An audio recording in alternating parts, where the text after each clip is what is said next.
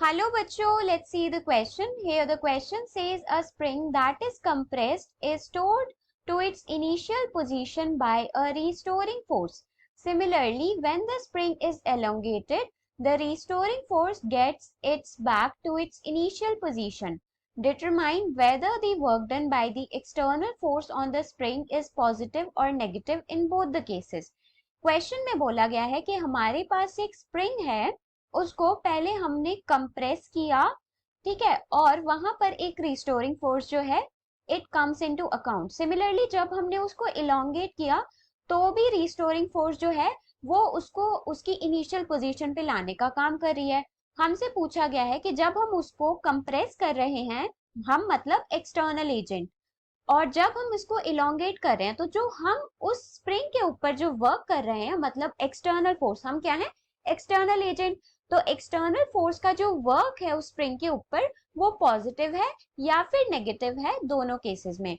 सो यहाँ पर हमारे पास की कॉन्सेप्ट क्या यूज हो रहा है, की कॉन्सेप्ट है हमारे पास calculation of work done on a spring. क्या है? कैलकुलेशन ऑफ वर्क डन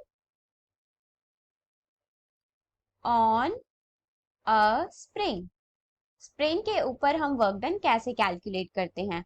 हम अगर यहाँ सिचुएशन देखें तो क्या है, ये हम मान लेते हैं ये वॉल है, इससे अटैच है हमारा एक स्प्रिंग। ये स्प्रिंग की क्या है, नेचुरल लेंथ। क्या है? Natural length. This is natural length. मतलब अभी ना तो स्प्रिंग हमारी कंप्रेस्ड है ना ही इलोंगेटेड है। जब हम इसको कंप्रेस कर रहे हैं तो मान लीजिए हमने इसको यहां तक कंप्रेस किया, ए पोजीशन, ओ से हमने ए पोजीशन तक इसको कंप्रेस किया। तो कंप्रेस करने के लिए हमने फोर्स कहाँ लगाया? कंप्रेस करने के लिए हमने फोर्स अंदर की तरफ लगाया। और स्प्रिंग का डिस्प्लेसमेंट कहाँ हो रहा है? स्प्रिंग का डिस्प्लेसमेंट भी अंदर की तरफ हो रहा है। ये इसका डिस्प्लेसमेंट है एक्स। वर्क डन कैलकुलेट करने का फॉर्मूला क्या होता है? Work done is equals to F vector dotted with S vector.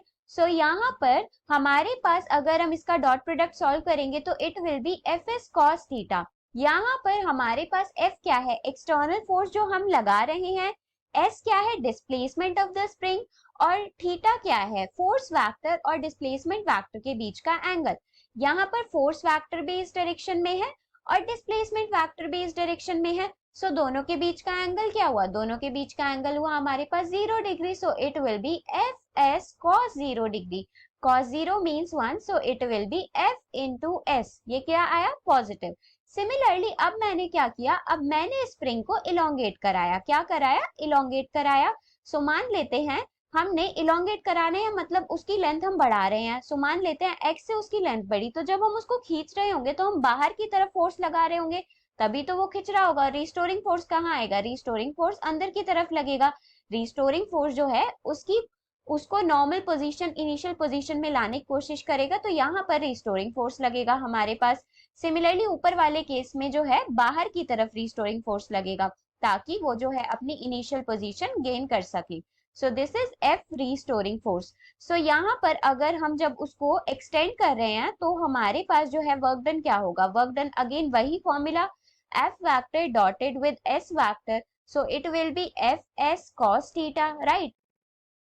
अब हमारा एफ कहाँ है? आगे की डायरेक्शन में, और एस कहाँ है? वो भी आगे की डायरेक्शन में।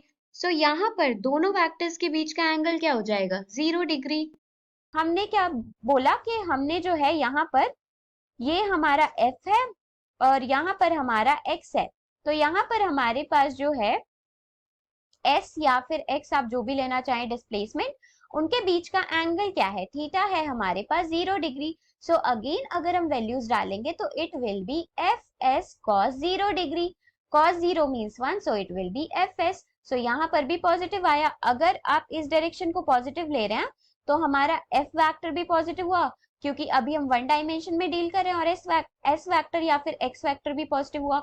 और इधर ऊपर वाले केस में हमारे दोनों नेगेटिव है, तो नेगेटिव नेगेटिव का जो सम है वो हम जो है पॉजिटिव ले लेंगे। मतलब कैसे नेगेटिव है? मतलब इट इज माइनस एफ, क्योंकि हमने आगे वाली डायरेक्शन को पॉजिटिव माना, and it is minus S, so it will be plus F S. दोनों केसेस में हमारा वर्क डन क्या आया? दोनों केसेस में हमारा वर्क डन आया है positive. here positive work done on spring by the external force. Positive work done on spring by external force या फिर एक्सटर्नल एजेंट. सो यहाँ पर वर्क डन क्या है, पॉजिटिव है दोनों केसेस में. So hope you understood it well. Best of luck and thank you.